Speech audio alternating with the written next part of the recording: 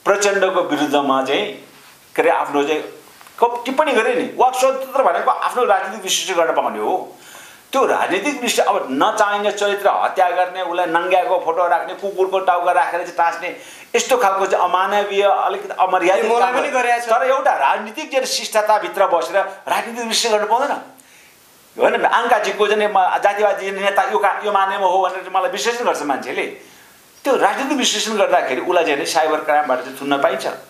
त्यस कारण मैले के भन्छु भन्दाखेरि तपाईँ हामी जस्तो तपाईँ त जनजाति युवा, त्यही कारण मलाई पनि डाक्टर हर्क गुरुङले त्यो भन्थ्यो, हामीले जनताको अगाडि अन्तर्वार्ता दिँदाखेरि, जनतालाई सम्बोधन गर्दाखेरि आफ्नो मनका चाहिँ भावनामा बग्ने होइन के, तथ्याङ्क र यथार्थपरक ढङ्गले तथ्याङ्कमा टेकेर आफ्नो अभिव्यक्तिहरू दिने हो होइन। तपाईँ के अरे अहिलेको सरकारको तपाईँ समर्थक हुनुहोला, तपाईँ कम्युनिस्ट पार्टीको कार्यकर्ता रहनुहोला, तैपनि मैले भन्न खोजेको मतलब केपी ओलीले तपाईँ हामी सबलाई थाहा छ, तपाईँ पनि एउटा कार्यकर्ता हो। रेलको कुरा कस्तो मजाकले भन्नुभएको थियो, हामीलाई पनि गर्व लागेको थियो होइन। त्यसपछि आएर पानी जाँचको कुरा गर्नुभएको थियो, घर घरमा ग्यास हुन्छ, ठ्याक्क चाहिँ मिटर स्विच अन गर्ने, त्यसपछि ग्यास बाल्ने भन्नुभयो। अहिले उहाँ चाहिँ मान्छे ग्यास लिनको लागि 3 घन्टा 4 घन्टा लाइन लाग्नु पर्ने अवस्था। त्यही कारण मैले भने देशको प्रधानमन्त्रीहरूले पनि बोल्दाखेरि होइन अलिकति हेक्का राखेर राज्यको संयन्त्रसँग त्यसको अध्ययन अनुसन्धान गरेर बोल्नु पर्यो। अब कोरोना भाइरसको बारेमा उहाँले दिएको अभिव्यक्ति कति हास्यास्पद भन्नु त। उहाँकोमा त्यत्रो विद्वत डक्टर्सहरू छैन। अनि प्रश्न उठ्यो, केपी ओलीले आफ्नो चाहिँ विद्वत सल्लाहकारहरूको सल्लाह मान्दैन कि अथवा सल्लाह दिए पनि नमान्दा आफूले मन जे लाग्छ त्यति बोल्छ भनेको। त्यही कारण एउटा प्रधानमन्त्रीले कोरोना भाइरस के हो भन्ने बारेमा सार्वजनिक अभिव्यक्ति दिन जरुरी थियो र त्यो त विशेषज्ञहरूले दिने कुरा हो होइन। तपाईँ विशेष गरी अब जातीय मुद्दाहरू बढी उठाउनु पनि हुन्छ होइन, बाहुनबाद पनि भन्नुहुन्छ, एकात्मक राज्य प्रणालीको अन्त्य भयो मङ्गल थापाजीले भन्दै गर्दा तपाईँ के भन्नुहुन्छ? होइन, एकात्मक राज्य प्रणालीको कसरी अन्त भयो उहाँले पनि भन्नुभयो। मैले भने अघि नै मैले भने तपाईँ हामी जस्तो अभियन्ता र प्रत्येक के अरे भनौँ न मान्छेहरूले बोल्दाखेरि तार्किक कुरा गर्नु पऱ्यो। एकात्मक राज्य सत्ता भनेको हाम्रो समाज चाहिँ समावेशी छ, तर सिंहदरबार समावेशी भएन, राज्य सत्ताहरू समावेशी भएन। अहिले पनि तपाईँको प्रधानमन्त्री हुने होडबाडी चल्यो।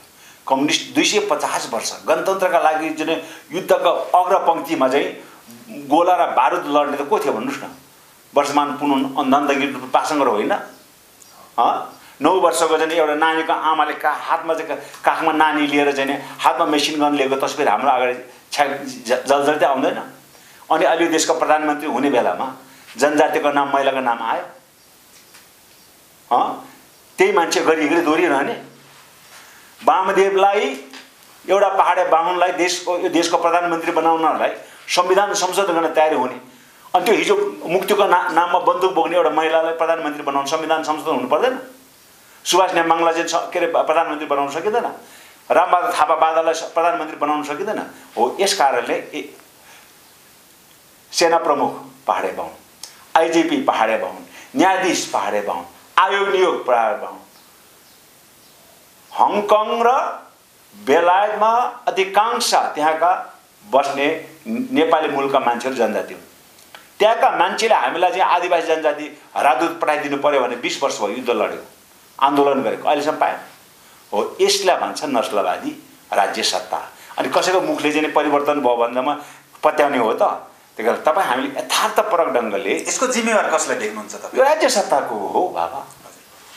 मैले कुरा उठाएँ नि त हिजो, मैले अन्तर्वार्ता मैले भने मैले कुरा बुझ्दाखेरि आज यो पार्टी एकजुट किन भयो भन्दाखेरि दुईटा कारण। एक, चीनले हस्तक्षेप गर्यो अथवा चीनको सहयोग प्राप्त भयो सभ्य भाषा र अलिक सकारात्मक भन्दाखेरि। अर्को के हो भन्दाखेरि जनजातिहरूले पनि आवाज उठायो, अब प्रधानमन्त्री हामीलाई बनाउनुपर्छ। घरिघरि चाहिँ नि प्रचण्ड हामीले नहेरेको प्रधानमन्त्री हेरेको नि त होइन, झलनाथ र माधव नेपाल नहेरेको हेरेको, वामदेव गौतम 2-2 चोटि के अरे गृहमन्त्री र मन्त्री भएको। त्यस कारण अब नयाँ अनुहार, बरु युवा ल्याउँ होइन, नयाँ जोस जाँगर हो, युवा ल्याउँ होइन। भएन महिलाहरू ल्याउनुहोस्, अब भएन जनजाति। मैले भने प्रचण्ड र चाहिँ के अरे केपी ओलीको हाराहारीमा हाम्रो के अरे चाहिँ कम्युनिस्ट पार्टीभित्र नेताहरू छैनन्, छन् नि, उनीहरूलाई प्रधानमन्त्री बन्छ। एउटा चाहिँ के अरे के अरे हाम्रो के भन्छ के अरे हाम्रो विद्युतको के अरे उसको नाम कुलमान घिसिङले यत्रो चाहिँ अद्भुत चमत्कार गर्छ हैन। महावीर पुनले एउटा चाहिँ त्यत्रो रिमोट चाहिँ एरियामा दुर्गम क्षेत्रमा के अरे एउटा इन्टरनेट पुर्याउन सक्छ। सन्डु गुरुङले एउटा आश्चर्य विश्वलाई आश्चर्यचकित बनाउने चाहिँ चक्षुको चाहिँ अपरेसन गर्न सक्छ भने यो देशको प्रधानमन्त्री 250 वर्षमा अहिलेसम्म हुन सकेन। एकचोटि मनिषमान चाहिँ त्यो के अरे राजाको पाला भएको थियो, त्यो पनि मनिषमान सिंह लेखे श्रेष्ठ लेखेको उसलाई पाउँदैन थियो, शर्त नै थियो तिमीले श्रेष्ठ लेख्न पाउँदैन, सिंह मात्रै लेख्ने भनेर सिंह लेखेर उसलाई यो देशको प्रधानमन्त्री बनाइयो। त्यो अवस्था त छैन नि अहिले त परिवर्तन। त्यही कारण मैले के भन्छु भन्दाखेरि राज्य सत्ता हाम्रो शासन व्यवस्था पटक पटक परिवर्तन भए पनि हाम्रो गुनासो के भन्दाखेरि शासक कहिले पनि परिवर्तन। राणा ढाल्यो बहुदलीय व्यवस्था त्यही पाहाडे बाहुन, पञ्चायत ढाल्यो के अरे त्यसपछि आयो फेरि पनि त्यही पाहाडे बाहुन, भएन 10 वर्ष जनयुद्धपछि फेरि पनि राज्य के अरे शासन व्यवस्था फेर्यो, गणतन्त्र आयो त्यसमा पनि त्यही पाहाडे बाहुन, पार्टी फुट्दा पनि त्यही पाहाडे बाहुन, पार्टी चाहिँ जुट्दा पनि त्यही पाहाडे बाहुन, अनि अरू चाहिँ त्यो देशको चाहिँ कार्यकारिणी अधिकार कहिले पाउँदैन। विकल्प दिनुभएको छ के यो प्रश्न गर्न सजिलो हुन्छ हैन कतिपय कुरा। ठिक छ मैले भने नि विकल्प दिनुभएको जनताले तपाईँ पनि फेरि यो के अरे नस्लीय चिन्तनबाट चाहिँ प्रश्न गर्नु भएन। वामदेव गौतम भनेको जनताले हराएको हो कि हराएको हो कि हराएको मान्छेले यो देशको प्रधानमन्त्री बनाउन कानुन संविधान संशोधन हुन्छ भने सुभाष नेम्बाङ त सिटिङ के अरे हो उपनेता हो संसदीय दलको, भइसकेको त छैन नि। हजुर चर्चा चल्यो अब फेरि भकुण्डो बनाउने वामदेव गौतमलाई भन्ने कुरो पो चलिरहेको छ। मैले के भन्छु भन्दाखेरि हारेको जनताले चाहिँ के अरे चाहिँ परास्त गरेको मान्छेलाई संविधान संशोधन गरेर देशको प्रधानमन्त्री बनाउने कल्पना त्यो कम्युनिस्ट पार्टी जस्तो भित्र हुनु त्योभन्दा नस्ले चिन्तन के हो? त्यो भित्र भएको सुभाष नेम्बाङको बारेमा किन सोचेन? त्यो भित्र बस्ने महिला चाहिँ योजना युद्ध मैदानको अग्रपङ्क्तिमा योजना मेसिन गन बोक्ने महिलाको बारेमा किन सोचेन? मङ्गल थापाजी के लाग्छ? अब दाइले नक्सलवादी चिन्तन नेकपा भएको छैन, केही कुराहरू कमजोरी भएको छ जुन चाहिँ उहाँ दाइले वामदेवलाई चोर बाटोबाट अथवा असंवैधानिक बाटोबाट देशको प्रधानमन्त्री बनाउन खोज्नु त्यो दुर्भाग्य हो, त्यो नेपाली जनताको पक्षमा होइन। किनभने उहाँलाई त बर्दिया क्षेत्रबाट त्यहाँको जनताले तपाईँ 5 वर्षको लागि वेट गर्नुहोस्, तपाईँ देश बाहिर के अरे सरकार बाहिरबाट देशको समृद्धि र विकासको लागि सहयोग गर्नुहोस् भन्ने जुन खालको एउटा वातावरण जुन खालको एउटा जनादेश दिनुभएको छ, पक्कै पनि यो सिद्धान्तलाई अहिलेको सरकारले त्यो जनमतको कदरलाई अहिलेको सरकारले मानेन भने अहिलेको वामदेव के अरे गौतमलाई मुलुकको प्रधानमन्त्री भने देश दुर्घटनातिर जान्छ हैन। यो प्रक्रिया हामी लाग्नु यो सुभाष जुन चाहिँ मलाई के भने म दाइलाई पनि के अपिल गर्न चाहन्छु, तपाईँ आङ्काजी शेर्पा एउटा जनजातिको छोरो हो, तपाईँले यो देशको कार्यकारी प्रमुख बन्न पाउनुहुन्छ, त्यो नेपालको संविधानले कहीँ पनि रोकेको छैन दाइ हैन। तपाईँ आफ्नो चाहिँ क्षमता प्रकट गर्नुहोस्। वामदेवको के क्षमता थियो कि उसलाई चाहिँ यो देशको संविधान संशोधन गरेर प्रधानमन्त्री बनाउने, अनि यो देशको सभामुख भएर दुई-दुईचोटि सभामुख भएको सुभाष नेम्बाङको नाम किन आएन भन्ने प्रश्न। सुभाष नेम्बाङ भनेको नेपाल कम्युनिस्टको इथिक्स र मोरालिटी भएको एउटा उहाँको छुट्टै खाले भिजन र विचार भएको दुईटा कुरा।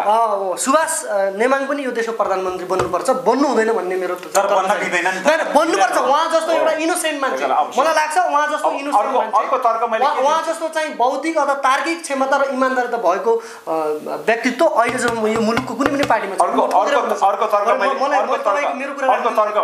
राख्नुभयो नि त, मैले तपाईँ राख्नुभयो नि त। मैले यसै प्रसङ्गमा एउटा अर्को तर्क म के दिन्छु भने यो उसको यो खस भाषाबाट उखान छ नि, कोनी के भन्दा नि कालपल्की भन्छ नि, के कसो अरे हजुर बुढीमरी भन्दा पनि कालपल्की भने यो प्रसङ्ग कसरी चल्यो भन्दाखेरि जनमत माधव नेपाल हारेको मान्छे होइन, कुञ्ज एउटा नेवार खोज्ने उसलाई बाहुनको पद किन छोड्न लाउँदैन?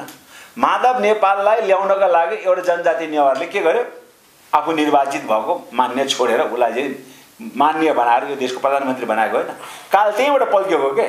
अब फेरि वामदेवलाई प्रतिनिधि सभाको चाहिँ उ ल्याउनको लागि पाल्पाको हाम्रो के अरे एकजना के अरे मगर के अरे नारदमुनि राणा होइन नारद के थापा मगर छ मैले चिन्छु होइन, राणा मगर हो। अब उहाँलाई चाहिँ ए बाबा त्यसको ठाउँमा के अरे शङ्कर पोखरेलको पद किन छोड्न लाउँदैन? हिजो मात्र रविन्द्र अधिकारीको श्रीमती जिन त्यहाँमा निर्वाचित उसको पद किन छोड्न लाउँदैन? जहिले पनि बोलीको बोको चाहिँ जनजाति मधेसीहरू हुनुपर्छ। जनजाति र मधेसीका भावनालाई हामीले बुझ्नुपर्छ। सरकारले बुझ्नुपर्छ किनभने मधेसका हकहरू के अरे जनजातिका हकहरू संविधानले दिएको कुरा छ। केही होला नि कमजोरीहरू त्यसलाई करेक्सन दलबहादुर राणा जनजातिका चाहिँ इच्छा के हो आकांक्षा के हो त किनभने हिजो चाहिँ योभन्दा अगाडि गणतन्त्र आउनुभन्दा अगाडि जनजातिको प्रतिनिधित्व नेपालको चाहिँ म्यानेज पोलिटिक्समा थिएन। अहिले छ जनजातिकै मुख्यमन्त्रीहरू छन्। त्यो हाम्रो चाहिँ वर्षमान पुनको के अरे श्रीमती जनजाति उहाँ सहमुख हुनुभयो। सुभाष नेमाङ होइन अब चाहिँ यस्ता जनजातिका चाहिँ भावनालाई पनि समेटेको छ। तर के भने कार्यकारीमा पनि पुग्नुपर्छ महिला यो देशमा उपसभामुख सुब्बालाई किन राजीनामा दिन लाग्यो भन्नु त? उहाँ त कानुन मन्त्री हो। छुट्नुहोस् न ऊ बाबा उसले भन्यो म एउटा डाक्टर हुँ म उपसभामुख चलाउन सक्छु अथवा मलाई सभामुख बनाउनुहोस् होइन म शिवमाया तुम्बा आफैले उसले भन्यो नि त। उसले राजीनामा दिन मानेन अनि बलिको बोको बनाएर छोड्यो। लास्टमा चाहिँ राजीनामा दिन बाध्य भयो। बलिको बोको केही कुराहरू शिवमाया तुम्बा हाम्रो ठाउँमा शिवमाया शर्मा शिवमाया ओली भएको भए जनजातिका विचारहरूलाई हामीले अहिले राधा ग्याउने जातीय एकताका आधारमा राजनीति गर्ने ती सामाजिक अपराधी हो नै म सिधै भन्छु। तर जनजातिलाई अधिकार दिनुपर्छ जसरी बाहुनहरूलाई क्षेत्रीहरूलाई दिएको छ त्यही चाहिँ इक्वालिटी व्यवहार राज्यले चाहिँ जनजातिलाई दिनुपर्छ। किनभने नेपालको संविधान 2072 को धारा भाग 3 को धारा 8 मा राइट टु इक्वालिटी छ। अब समानताको हक। तपाईलाई अर्को नष्टे चिन्तन जातिवादी भाग्य भन्नु। हामी जातिवादी हामी नेपाली हो के आम देशमा सबै ठाउँमा बसोबास गर्ने समुदायहरूलाई हामी इक्वालिटी व्यवहार गर्नुपर्छ। तपाईले नि यो चाहे त्यो राज्यको क्षेत्रमा हो चाहे त्यो नस्लवादी हो। तपाई सुन्नु नस्लवादी भनेको के हो? हिटलर सैनिक मैले पढाएको छु दाइ। तपाई ग्यास चेम्बरमा त्यसरी जलाछ र सबभन्दा सुन्नु सबभन्दा तपाई पहिलो के हो भन्दाखेरि तपाई जन्मिँदाखेरि तपाई आफ्नो थर म जन्मिँदा म के हुँ शेर्पा हुँ। म नेपालमा बसेँ म नेपाली शेर्पा भएँ। अमेरिकामा गएर बसेँ म के हुन्छु अमेरिकाको शेर्पा हुन्छु। शेर्पा त मेरो छोड्दैन नि। म चाहिँ नि के अरे बेलायतको नागरिकता लियो भने म चाहिँ बेलायतको शेर्पा हुन्छौँ। त्यही कारणले शेर्पा मेरो सुन्नु शेर्पा मेरो रियल पैसा। अब सुन्नु जातिको आधारमा मैले तपाईँ युवालाई तपाईँको चेतनाको बिर्को नखोल्नु नै दुःख लाग्छ क्या। मैले भर्खर तपाईँलाई उदाहरण दिइसकेँ। तपाईँकै कम्युनिस्ट पार्टीभित्र जातिवाद कति रहेछ नस्लीय चिन्तन कति रहेछ भने मैले तपाईँलाई भर्खर उदाहरण दिएँ। अब त तपाईँको चेत पनि खोल्नुहोस् न। तपाईँ पनि अर्को अङ्काजी भएर कुरा गर्नुहोस् तपाईँ पनि। यत्रो प्रशिक्षण तपाईँलाई मैले दिइसकेपछि पनि अहिले पनि तपाईँ आफ्नो पार्टीको असाध्य चाहिँ नजानिदो पाराले प्रतिरक्षामा नउत्रिनुहोस्। मैले भन्न खोजेको कुनै जमानामा म पनि कम्युनिस्ट पार्टी नै थिएँ। त्यो पार्टीले जब पहिलो संविधान सभामा हाम्रो पक्षमा भएको संविधानलाई विघटन गर्ने काम नेकपा एमालेले विघटन गरे त्यसपछि मैले छोडेँ। त्यो पार्टीभित्र हिजो को थियो अहिलेका चाहिँ उपेन्द्र यादवहरू यी महन्त ठाकुर थिए कि काङ्ग्रेस थिए कोही एमाले थिए। त्यो व्यक्तिहरूले किन त्यो पार्टी छोडे त? यत्रो उसको योगदान छ उत्रो मेहनत छ ऊ त्यो पार्टीभित्र चाहिँ ठुल्ठुला मन्त्री पद खान हैसियत थियो। उनले किन छोड्यो भन्दाखेरि यो पार्टीभित्र बसेर मेरो मुक्ति होला मैले राजनीतिक अवसर पाउँला तेरो मेरो जाति समुदायको मुक्ति यसले दिन सक्दैन भनेर त पार्टी खोलेर अहिले 2 नम्बरमा त सरकार त गठन गर्यो नि त।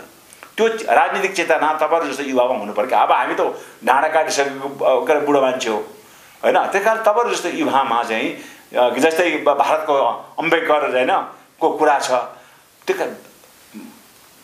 भावनामा विद्रोहीपना आउनु पर्यो बाबा।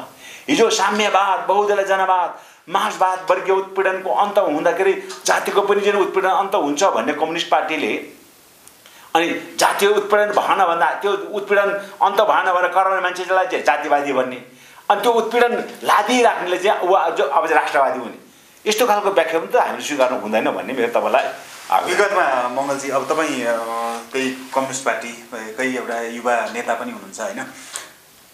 विगतमा माओवादीले युद्ध गर्दै गर्दाखेरि जातीय राज्यकै मुद्दा अगाडि बढाएको हो हैन। पछि अब त्यहाँबाट एउटा जनमत पनि सिर्जना भएको थियो त्यो सत्य त हामी भुल्न सक्दैनौँ नि हैन। त्यो सत्य नै हो र पछि ती एजेन्डाहरू जुदाएर तत्कालीन एमाले र माओवादीको एकता भयो।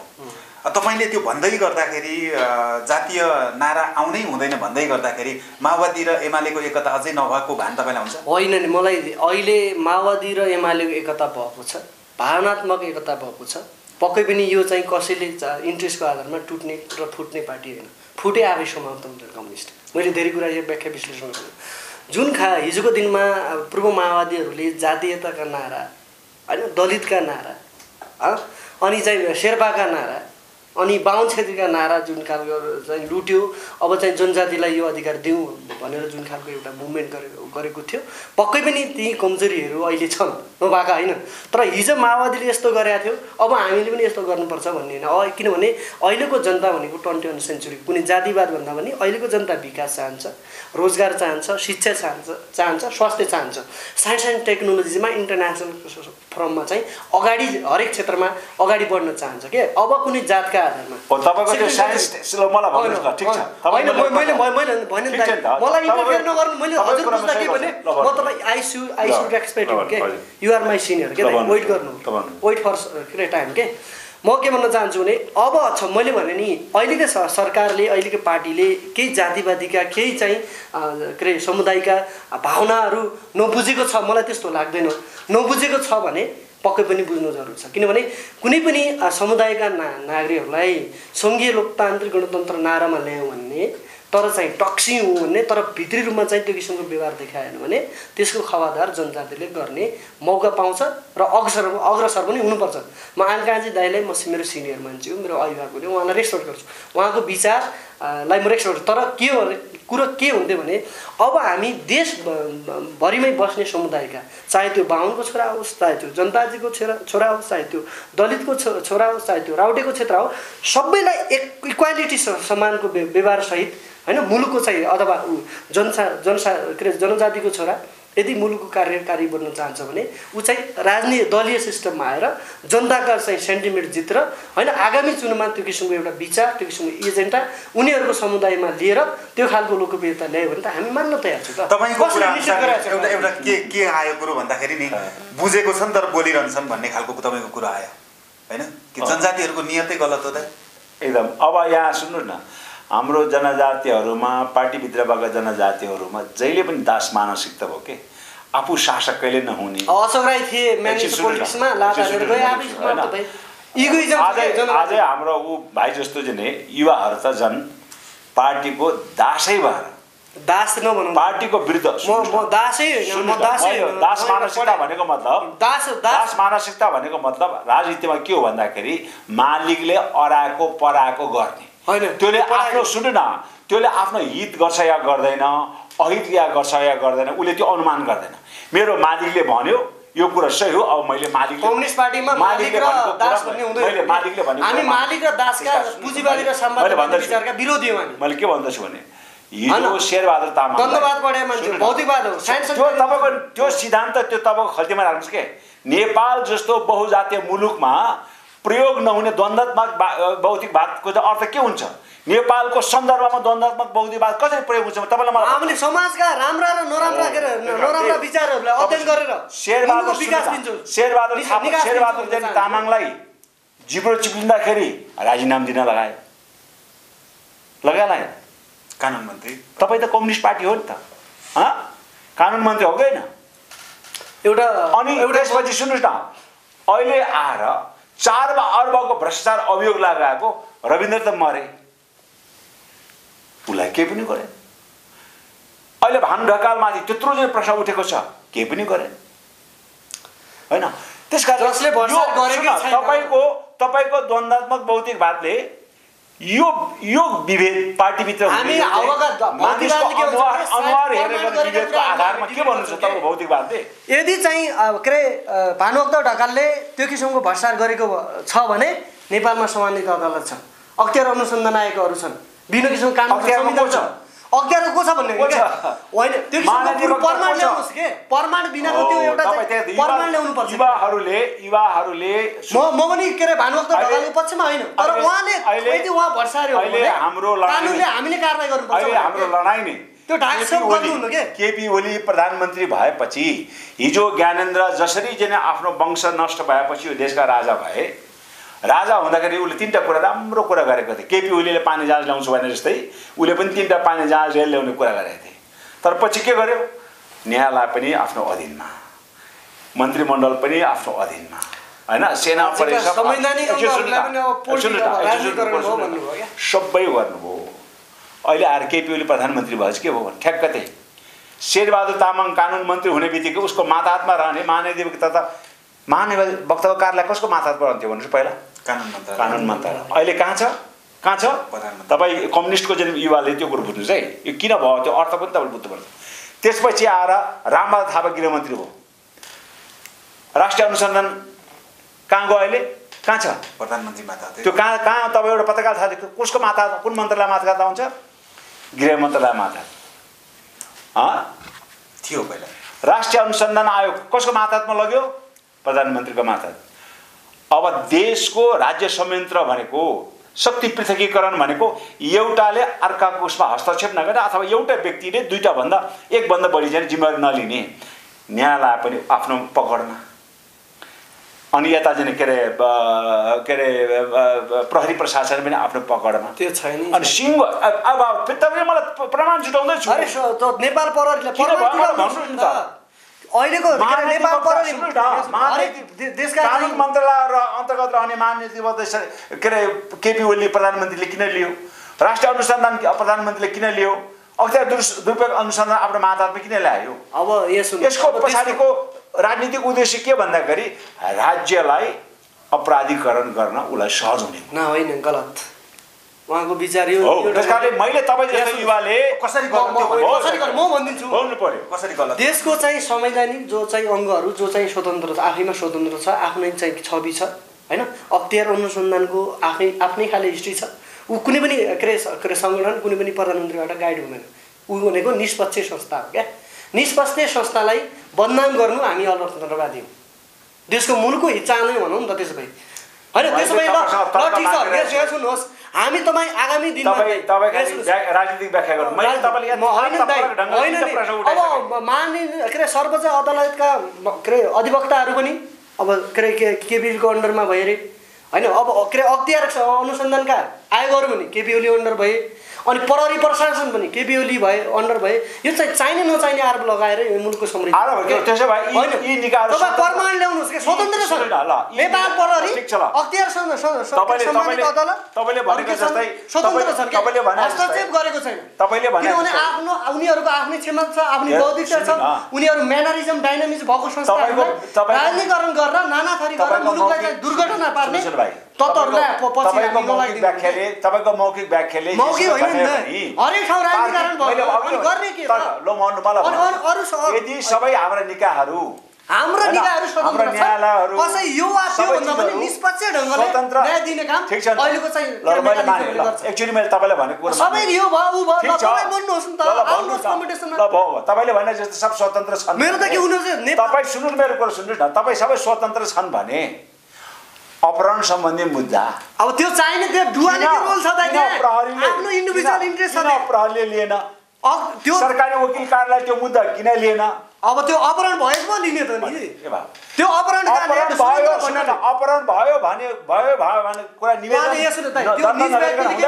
भन्नुभएको छ निज व्यक्तिले के भनेको कहिले काहीँ म अपहरण परेको हुन्छ कुनै रातबाजीमा के भने म अपहरण परेको होइन भनेको छ अब उहाँ चाहिँ जतिखेर अपहरण परेको थियो उहाँलाई जसैखेर चाहिँ एउटा त्रास र त्यो डर दिएको थियो भने जतिखेर अहिलेको चाहिँ सांसद महेश बस्नेत आइजिबी लगायतको मान्छे त्यो क्षेत्र जाँदा उहाँले म अपहरण परेको खबर किन गरेन अर्को उहाँको पिएसओहरू उहाँको फ्यामिली सहित मजाले उहाँको इन्ट्रेस्ट अनुसार काठमाडौँ आउनु भएको छ तपाईँले भने अपहरण परेन अरे तपाईँ र मलाई लकडाउनको बेलामा यहाँबाट पर जानलाई प्रहरी प्रशासनको पूर्व अनुमति बिना हामी जान पाउँदैनौँ यत्रो लकडाउनको बेलामा प्रधानमन्त्रीले बोलाएको छ भने त हुन्थ्यो नि म प्रधानमन्त्रीले बोलाएको छ भने म लकडाउन चाहिँ मैले आउन सक्दिनँ भन्दाखेरि रातारात 135 किलोमिटर लकडाउनको समय अर्काको घरभित्र पसेर उसलाई घर पनि कहाँ थाहा छैन महत्त्व एसएसपीलाई बनाएर त्यो माननीय सुरेन्द्र यादवको घर पत्ता लगाऊ भने उसलाई चाहिँ के अरे रेखदेख गर्न लगाएर अनि रातारात अर्को घरमा उठेर म अहिले जान्न म भोलि आउँछु म अहिले जनकपुर जान्दैन त्यो तपाईँ अहिले इन्ट्रेस्ट नबन्ने मिलेर गएर उहाँको स्वास्थ्य मन्त्री बन्ने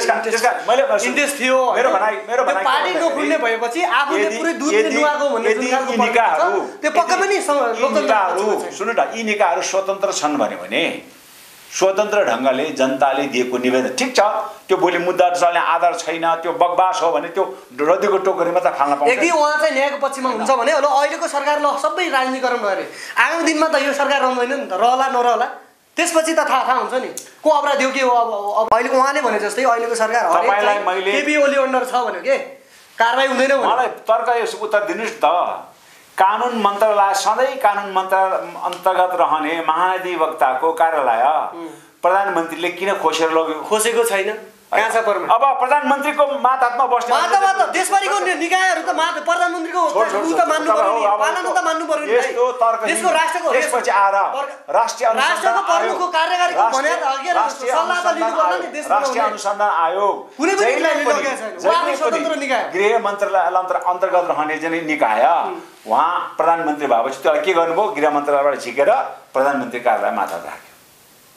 अब क्याबिनेट सिस्टममा उहाँलाई चाहिँ अपराधीकरण प्रधानमन्त्री मुलुकलाई समृद्ध देशका सर्वेसर्वा हुन्छन्, सल्लाह लिनु पर्ला, त्यसमा कुनै समस्या छैन। अपराधीलाई कसरी कानुनको गरारमा देशका सर्वेसर्वा हुन्छन्, तर उसले आफूले चाह्यो भने कुनै मन्त्रालयको मन्त्रीलाई निर्देशन दिएर अनुसन्धान गर्न सक्छ। तर सबै विभागले उसको मातहतमा ल्याउनु भनेको ज्ञानेन्द्र हुनु। दसैँ दाइको हामी सिनियर मान्छे, उहाँको फ्यामिलीको मान्छे हैन, उहाँको चाहिँ म फ्यामिलीको मान्छे।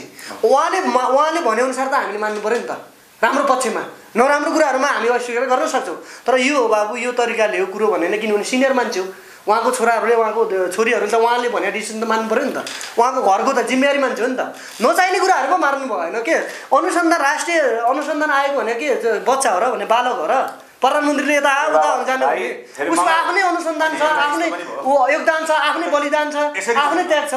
कुनै पनि निकाय निष्पक्ष छ, स्वतन्त्र छ। उहाँ चिच्याएर नि यो पैसा तर्कै दिन यस्तो भयो तपाईँको चाहिँ नि एउटा के भइदियो भन्दाखेरि देशको नेतृत्व प्रधानमन्त्रीले गर्ने, प्रधानमन्त्री तथा मन्त्री परिषदको कार्यालयको प्रधानमन्त्री हुने त्यो छँदै नै छ। अनि प्रहरी प्रशासन अथवा सुरक्षा निकाय हेर्ने गृह मन्त्रालय अन्तर्गतको विभाग अनुसन्धान गृह मन्त्रालय अन्तर्गतै भयो होइन। अब नेपाल प्रहरी हुँदा हुँदै गृह मन्त्रालयले नेतृत्व गर्छ भनेर गृह मन्त्रालयको कर्मचारी मान्छे पक्रिन गएर त भएन नि। त्यो गएको छैन गृह मन्त्रालयको, होइन त्यो गएको छैन भन्न खोजेको चाहिँ तरिका गृह मन्त्रालय अन्तर्गत छ भनेपछि त त्यो सिस्टममा चल्न पर्यो। सिस्टममा चलेको छ। सिस्टमभन्दा बाहिर अहिलेको सरकार एक स्टेप पनि बाहिर जानुहुन्न, किनभने सिस्टमलाई हामीले सिस्टम अध्ययन यसमा छोडिदिनु। तपाईँलाई हामीले यति तार्किक कुरा गऱ्यौँ कि अहिलेसम्मको राष्ट्रिय अनुसन्धान आयोग भनेको गृह मन्त्रालय अन्तर्गत रहने विभाग हो। त्यो मैले बुझेको छु। अहिले प्रधानमन्त्री कार्यालयमा लानु त्यो चाहिँ अपराधीकरणलाई गर्नलाई लाएन नि त दाइ। बाबा मैले भनेको त्योले चाहिँ के देखाउँछ भने सबै अधिकार आफ्नो मुठीमा राखेर अधिनायकवादी शक्ति। अब प्रतिपक्ष सुन्नु न, प्रतिपक्ष पनि हुनुपर्ने संसदीय उसको संवैधानिक आयोगमा प्रतिपक्ष हुनुपर्ने। अब प्रतिपक्ष चाहिँ आएन भनेर उहाँलाई चाहिँ नामै हटाएर दुईजना मात्रै भयो भने यो संवैधानिक सम्पूर्ण चाहिँ के अरे नियुक्ति गर्न पाउने अधिकार उहाँले लिनुको तात्पर्य के हो भन्दाखेरि आलोचना भयो नि त होइन। यसले गर्दाखेरि एउटा राजनीतिक अस्थिरता अधिनायकवादको विकास हुन्छ। त्यसकारण सबै शक्तिलाई आफ्नो मुठीमा लिनु भनेको मतलब सर्वशक्तिमान हुनु हो। सर्वशक्तिमानले के गर्छ भन्दाखेरि अधिनायकवादी चिन्तन मानसमा विकास हुन्छ होइन। म के भन्न चाहन्छु भने अहिलेको सरकार अधिनायकवादतिर चाहिँ गाइड के अरे त्यो बाटोमा लाग्दा पनि लाग्दैन, किनभने यदि अधिनायकवादी सोच र विचार छ भने नेपाली जनताले एक दिन हिसाब किताब गर्छ। अहिलेको सरकारले देशभरिका निकायहरूलाई सम्मान गर्नुपर्छ, आफ्नो अन्डरमा राख्नुहुन्न, अपराधीकरणलाई कारबाही गर्नुपर्छ, अपराध गरेको मान्छेहरूलाई कारबाही गर्नुपर्छ, सधैँ जनताको चाहिँ पक्षमा काम गर्नुपर्छ। कुनै पनि देशका चाहिँ संवैधानिक अङ्गहरूलाई आफ्नो कठघरामा लिएर मुलुकलाई अस्थिर चाहने होइन, मुलुकलाई द्वन्द्वतिर लिने काम अहिलेको प्रधानमन्त्री केपी शर्मा ओलीज्यूले गर्नु। पार्टीको यो चाहिँ प्रतिपक्षले लगाउने आरोप हो। यसलाई चाहिँ हामी अन्य प्रतिपक्षको छोड्नुहोस्। तपाईँकै हिजो पार्टीको स्थायी कमिटीको बैठकमा पार्टीको स्थायी कमिटीको बैठकमा पार्टीको परामर्शमा सरकार चल्नुपर्ने, पार्टीको परामर्श सरकारले नमानेको भन्ने कुरा उठेपछि केपी ओली आत्मालोचना के विषयमा गीत अब उहाँले त अब अध्यादेशको विषयमा चाहिँ पार्टीको अध्यक्ष अहिले केपी ओली पार्टीको परामर्श नमान्ने, जनताको जनादेश नमान्ने, सबै के अरे मन्त्रालय अन्तर्गत विभागलाई सिधा आफ्नो चाहिँ मातहतमा खिचेर अधिनायकवादी चाहिँ चरित्र विकास भएको हुनाले पार्टीले उसलाई आत्मालोचना गर्न लगाइयो होइन। त्यो गलत हो। त्यो कसो भने स्थायी कमिटीका सदस्य हाम्रा नेकपाका साथीहरू कस्तो के छन् भने अब सरकारमा नगएको नाउँमा, मन्त्री नपाएको नाउँमा केही खाले चाहिँ दुःख प्रकट गरेका छन्। त्यो स्वाभाविक रूपमा चाहिँ उनीहरूको समस्याको के अरे आफ्नो विचार हुन्छ। म त्यसलाई अन्यथा लिन चाहन्न, किनभने अहिलेको सरकारको प्रधानमन्त्री भनेको जनताको जनादेश र मतादेश विपरीत काम गर्यो भने नेपाली जनताले उहाँलाई आगामी दिनमा त्यो किसिमको समीक्षा गरौँला। तर अहिले के हो भने अहिले हामी मुलुकलाई कसरी चाहिँ शान्ति सुरक्षा दिने, मुलुकलाई कसरी समृद्ध बनाउने, कसरी चाहिँ देशभरिका चाहिँ नागरिकहरूलाई सम्मान किसिमको त्यो किसिमको वातावरण सिर्जना गर्ने सन्दर्भमा अहिलेको प्रधानमन्त्री लाग्नुहुन्छ। अब पार्टीका उहाँको त कार्यकालै उहाँ 5 वर्ष अब 2 वर्ष लागिराख्नु भएको छ त मुलुकलाई। यो सुन्नुहोस्, आफ्नै पार्टीमा हाम्रै पार्टीमा के विवादहरू हुनसक्छ, अन्तर सङ्घर्ष हुनसक्छ, अन्तर समस्या हुन सक्छन्। त्यही अन्तर समस्याहरूलाई पनि समाधान गरेर अस्तिको चाहिँ बैठकले अब चाहिँ केपी शर्मा ओली नै 5 वर्षको प्रधानमन्त्री हो, उहाँले नै मुलुकको विकास र समृद्धि बनाउँछ भनेर जुन खालको एउटा मिटिङ भएको छ, पक्कै पनि यो लोकतन्त्रको पक्षमा छ। देशभरिका जनसमुदायको कसरी हुन्छ केपी ओलीको 5 वर्षको एउटा मैले भने एउटा कम्युनिस्ट पार्टीभित्र भएको, सुन्नुहोस् न, एउटा कम्युनिस्ट पार्टीभित्र भएको एउटा युवा कार्यकर्ता हैन, एउटा तार्किक बहस गरेर अब तार्किक के हुने, अब तार्किक हुने के पार्टीभित्र भएको केपी ओलीलाई मैले चाहिँ गाली गरेँ, त्यो तार्किक हुने। केपी ओलीलाई मैले अहिले गर्नुपर्छ भने त्यो पार्टीभित्र भएको कमी कमजोरी, तार्किक हुँदैन। पार्टीभित्र भएको कमी कमजोरीहरूको समीक्षा गर्नुपर्छ, विश्लेषण गर्नु पर्यो, सस्टेसन गर्नु पर्यो, त्यसको चाहिँ आलोचना गर्नु पर्यो। उहाँ के भने केपी ओली 5 वर्ष प्रधानमन्त्री हुनु पर्यो, केपी ओलीले कसैलाई हराउन सक्दैन, केपी ओली चाहिँ एकदम लोकतान्त्रिक हो, केपी ओलीले देशको विकास पार्टीभित्र चाहिँ समस्याहरू ल अहिले ल हामी केपी ओलीलाई ल राजीनामा दिन लगाऊ, त्यसपछिको विकल्प के त? विकल्पहरू आउला नि। अनि के विकल्प संसारको माओसेतुको विकल्प निस्क्यो होइन नि माओसेतुको विकल्प निस्किन्छ भगवान त विकल्प रहे छैन। देशको ड्राइभर भनेको केपी शर्मा ओली हो, उहाँले चाहिँ मुलुकको निकास दिने हो के। तर हाम्रो पार्टीका केही साथीहरूका पनि विचार आफ्नो हरेक विचारलाई हामी सम्मान गर्ने मान्छे, हरेक नकारात्मक एनालाइसिसहरू तार्किक के विचार भएका व्यक्तित्वहरूलाई, दिग्गज व्यक्तित्वहरूले सम्मान गर्छौँ।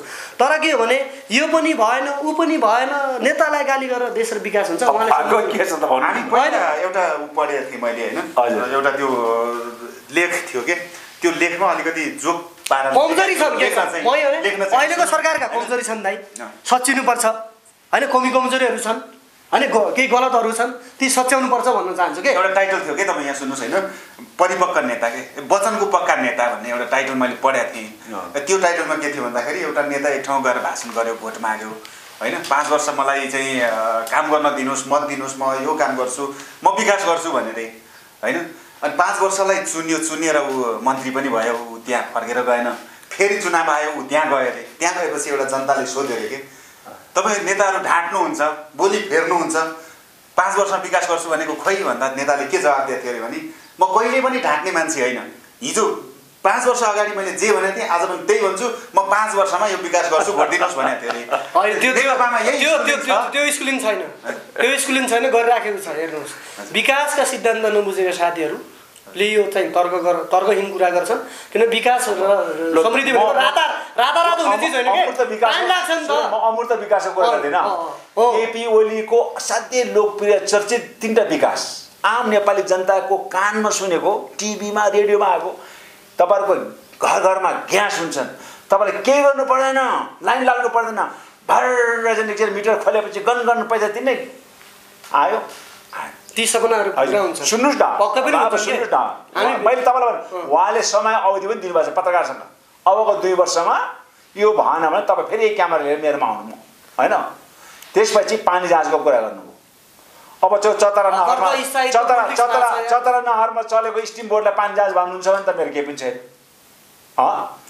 त्यसपछि आएर उहाँले रेलको सपना बाँड्नुभयो। अब रेलको सपना अहिले आएर हामीले चाइनिजसँग सोद्धाखेरि 57 किलोमिटर नेपालप्रति, 500 किलोमिटर चीनमा, त्यसको लगानी यति खर्ब छन् कि त्यो लगानी उठाउनलाई नेपाललाई अर्को चाहिँ 200 वर्ष चीनको चाहिँ के भन्छ ऋणी भएर बस्नुपर्ने हुन्छ। अब चीनबाट त लो खासाको व्यापारको सामान आउला रे, नेपालबाट चाहिँ चीनमा के पठाउनु, ढुङ्गा हालेर पठाउने। त्यसकारणले कल्पना, विकासको कल्पना, समृद्धिको कल्पना गर्दाखेरि नेपालको वस्तुस्थिति अब आफ्नो 80 लाख युवा खाडी मुलुकमा पठाएर बसिरहेछ। अनि त्यो खाडी मुलुकका युवाहरूलाई नेपालमा स्थापित गराउने योजना, विकासको योजना नभएसम्म भुत्रोको समृद्धि हुन्छ? 51% महिलाहरूलाई नानी उत्पादन गर्ने चाहिँ साधनको रूपमा प्रयोग गर्ने, घरको चाहिँ चुलो चाहिँ सफा गर्नेको रूपमा प्रयोग हुने, राज्य सत्ता निर्माणमा उसलाई चाहिँ इन्भल्भ गर्ने एउटा योजना नल्याएसम्म यो देशमा चाहिँ के अरे लैङ्गिक चाहिँ स्वतन्त्रको चाहिँ मात्रै नारा दिएर हुन्छ। मैले के भन्छु भने 51% महिलाहरू अधिकारविहीन, राज्य निर्माणमा उसको प्रतित्वविहीन अवस्थामा छ। देशको राष्ट्रपति त अहिले महिला। मैले भने तपाईँको समय केपीको समृद्धिको योजनाभित्र मुखले मात्र समृद्धि भएन नि। समृद्धि त कसको लागि भन्दा नेपालको लागि अनि नेपालीको लागि। नेपालको लागि भनेको त्यो केपीको समृद्धि सगरमाथाको चाहिँ फेदीमा बस्ने त्यो भोटे शेर्पादेखि लिएर तल चाहिँ के अरे तराईमा बस्ने चाहिँ माथि भोजपुरी थारू मधेससम्म पुग्नु पऱ्यो नि। त्यो समृद्धि त कुनै जाति समुदायलाई मात्रै सीमित भएर त भएन। त्यही कारण मैले भन्छु 80 लाख विदेशमा रहेको युवाहरूलाई कसरी नेपालमा स्थापित गराउने भन्ने कल्पना नगरिकन मुख्य समृद्धि भनेर हुन्छ। केपी ओलीले त्यस्तो योजना के ल्याएको छ? 80 लाख नेपालीले फर्काउनु। अब कोरोना लागेर यहाँ नेपालमा आउँछ त डङ्गा लिएर तपाईँको केपी ओलीको नाक फुटाउनु बेर्छ नि त्यो युवाहरूले सिंहदरबार घेरेर। एउटा कुरा 51% महिलालाई उसको राज्य सत्तामा उसको प्रतित्व बनाउने कुरा, नीति निर्माण प्रतित्व बनाउने कुरा, विकास निर्माणमा सहभागी बनाउने कुरामा कल्पना गर्दैन।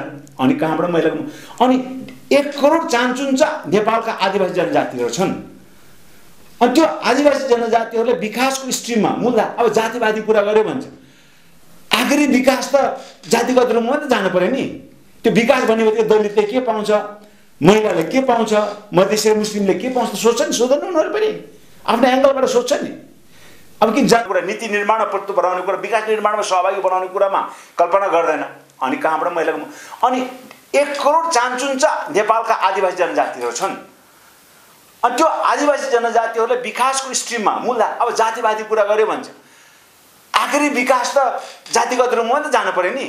त्यो विकास भन्ने बित्तिकै दलितले के पाउँछ, महिलाले के पाउँछ, मधेसी मुस्लिमले के पाउँछ सोध्छ नि, सोध्दैन उनीहरू पनि आफ्नो एङ्गलबाट सोध्छ नि।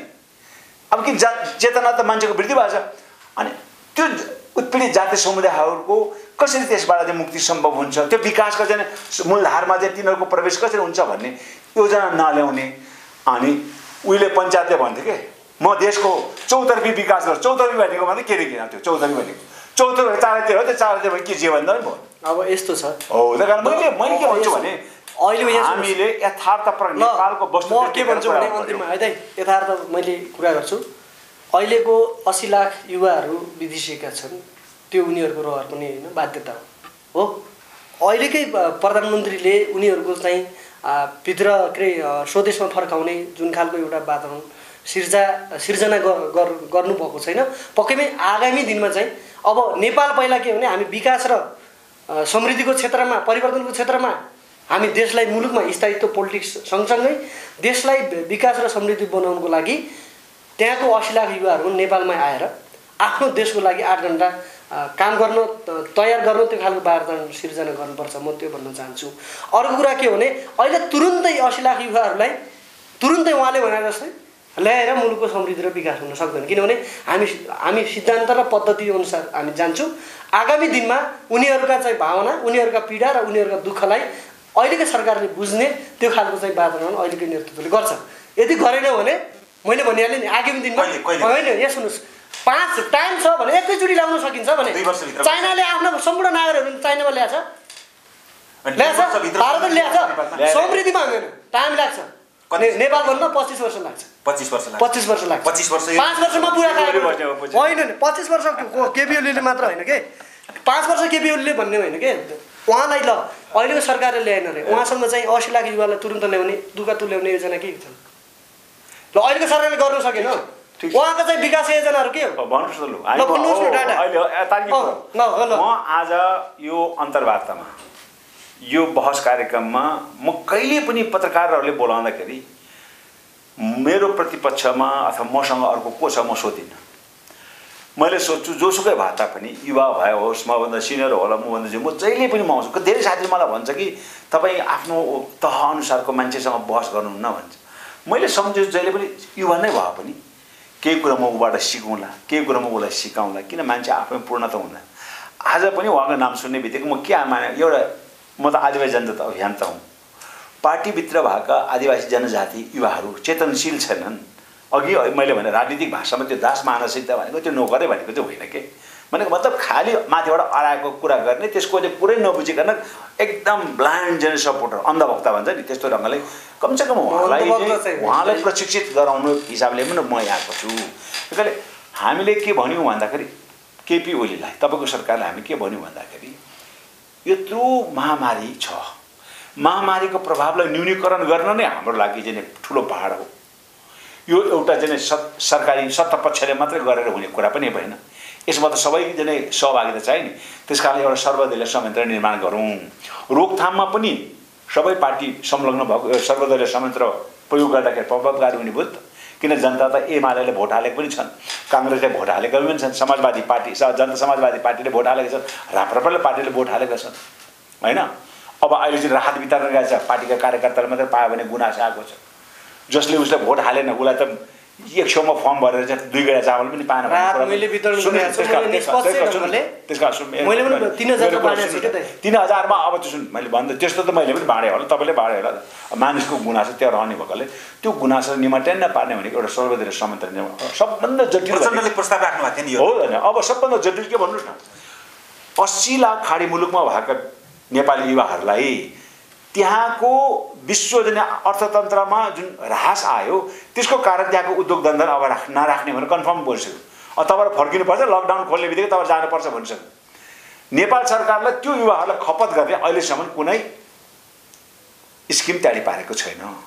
त्यस कारण स्किमले तयारी पार्नु पर्यो नि। कृषि उद्योगमा चाहिँ उहाँलाई चाहिँ लगानी गर्ने हो कि, पर्यटन विकासमा उसमा लगानी गर्ने हो कि, नेपालको उद्योग धन्दामा लगानी गर्ने हो कि, अथवा सरकारले चाहिँ एकदम के अरे उसले जति भनौँ न उसले 2 लाख लगानी गर्छ भने सरकारले अर्को त्यसको चाहिँ 3 गुणा 6 लाख लगानी गरेर चाहिँ स्वरोजगार चाहिँ उद्योगहरू सञ्चालन गर्ने एउटा योजना त बनाउनु पर्यो नि। त्यही कारण मैले भने नि भोलि आपद विपद आइसकेपछि होइन, अङ्ग्रेजी भन्छ नि प्रोएक्टिभ भन्छ कि, कुनै समस्या आउनुभन्दा अगाडि नै पूर्व तयारी चाहिँ हुनु पर्यो क्या। त्यही कारण यस्तो कुरामा हामीले के भने केपी ओलीलाई मात्रै हामी आरोप नगरौँ होइन।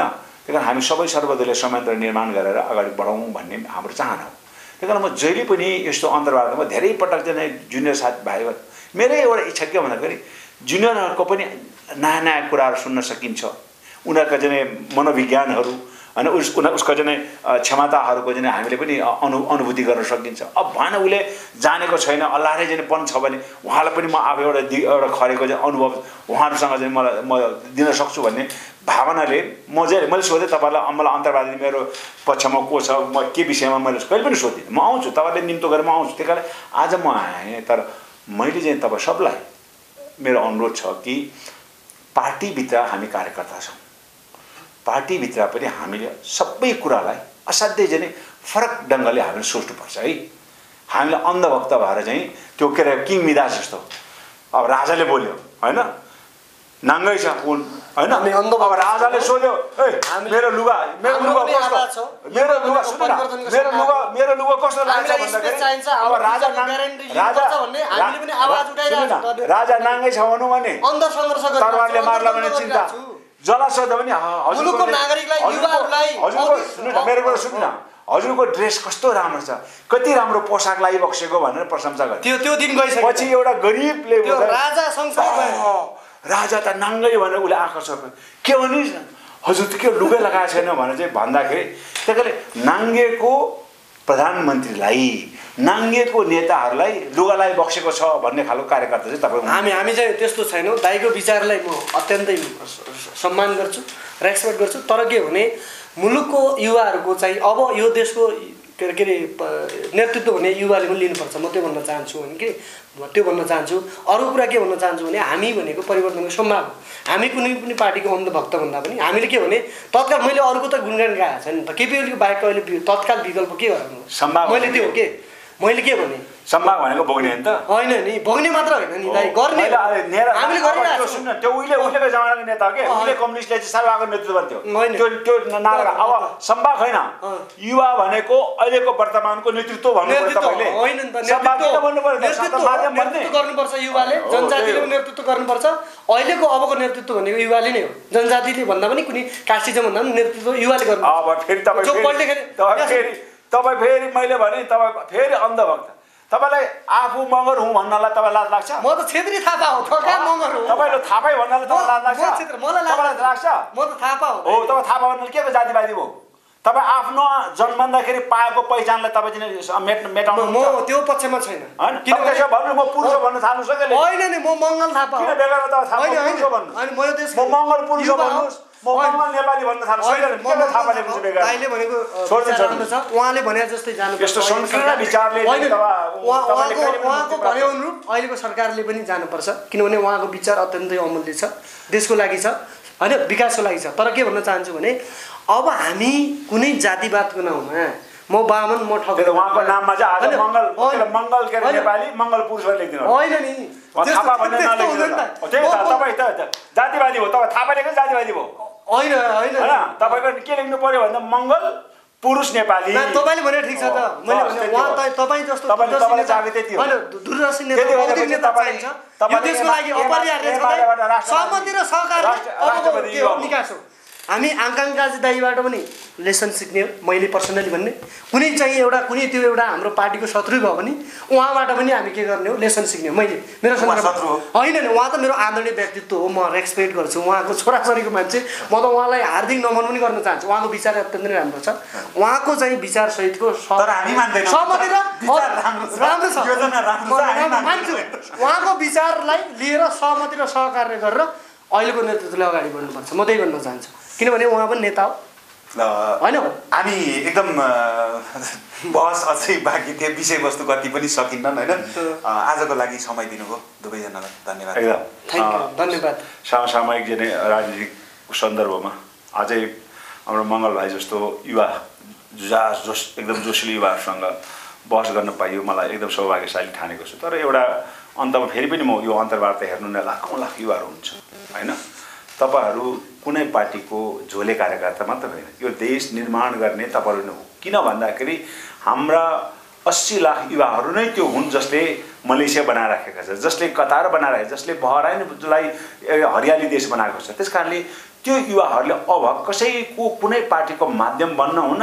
आफै नै त्यो शक्तिमा आउनको लागि परिकल्पना गर्नुपर्छ त्यस कारणले अन्धभक्त अघि नै मैले भने राजा नाङ्गो हुँदा हुँदा पनि हो राजाले नाङ्गो भन्यो भने मेरो गर्दन छिल्ला भनेर सरकार भन्ने खालको त्यो अन्धभक्तबाट तपाईँ मुक्त रहनु सबै त्यो भयबाट मुक्त रहनुहोस् र यो देश युवाले चलाउनुपर्छ भने जो जानकार साथ अगाडि आउनुहोस् यही मेरो शुभकामना छ धन्यवाद